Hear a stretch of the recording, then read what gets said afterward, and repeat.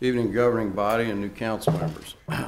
The reason I'm speaking on this item is, first off, it is important who you choose to be your deputy mayor, and I don't think it should be based on seniority.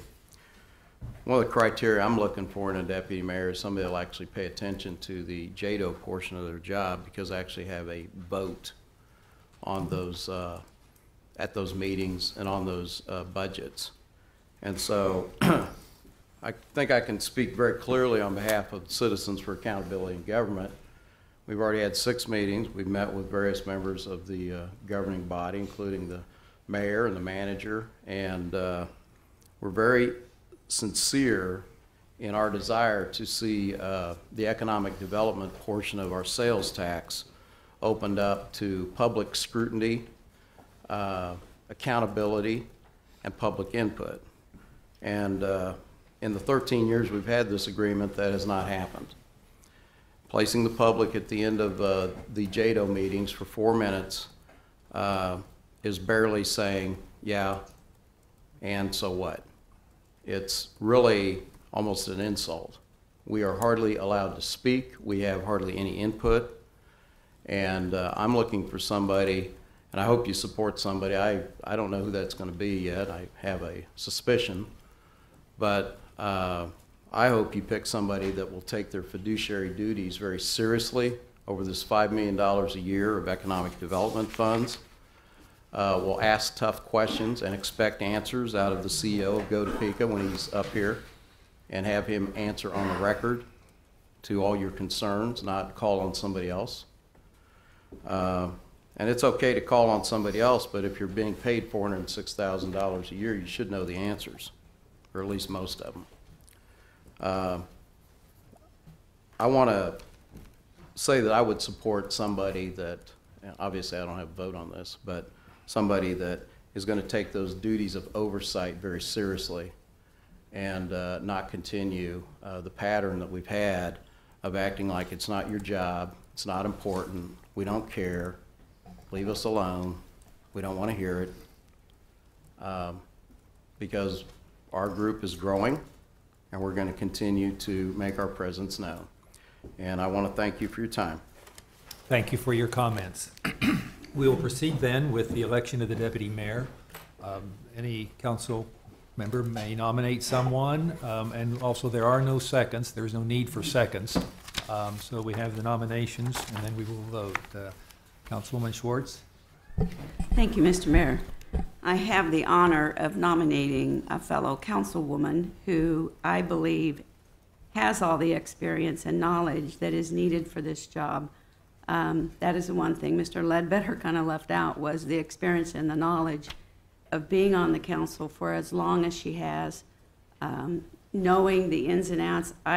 I know that she does her homework, and she'll know more about the budget process, which the deputy mayor has to chair.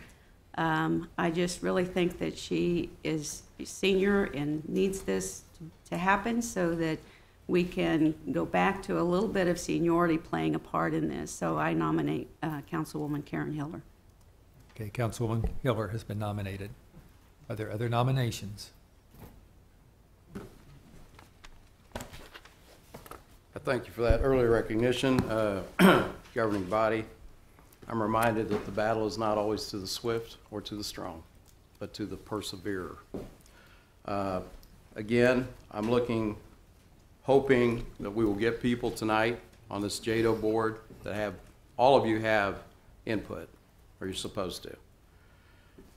I hope we get some people who will pay attention to this job very seriously and answer the questions. When the public asks them to get input, that they will be dutiful and get that input or those facts, not just brush them off. Say, well, I don't know, I don't have to know, I just got here. I do not believe that that speaks well when people do that to the public. And I want to remind you a couple facts that came out of one of the JADO meetings earlier this year by CAG Topeka's very own consultant. Poverty is growing in the city and county, and we're now losing population. Those are two key elements that should be, you should be greatly concerned with economic development. If you see a model that's not working, change it. Don't just keep the same program year after year because we don't want to hurt somebody's feelings. We don't need the Peter Principle at work in this government.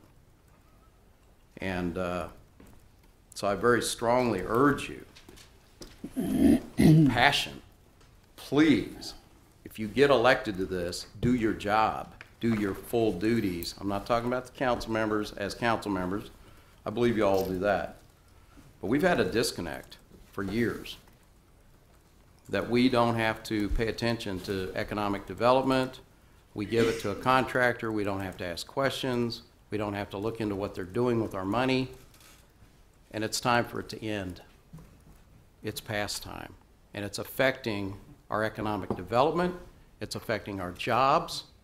We're having out-migration of people to Kansas City because they can't find good paying jobs in Topeka. And there's no reason for that. It's called just do your job if you're in charge of economic development. Listen to the public for once. You'd probably get some great ideas if you'd make them welcome instead of having secret meetings and secret handshakes and keeping the same board members for 10 and 12 years that obviously don't know what they're doing when it comes to economic development. So I urge you, please do your job in this, take it seriously. If you are elected, do the fiduciary responsibility, do your oversight, and I'll be there to commend you. Thank you. Thank you for your comments. We have, I'm sorry, we do not, if we ask, we do not show support or opposition to any of the speakers. We show respect for them, and we keep our comments to ourselves.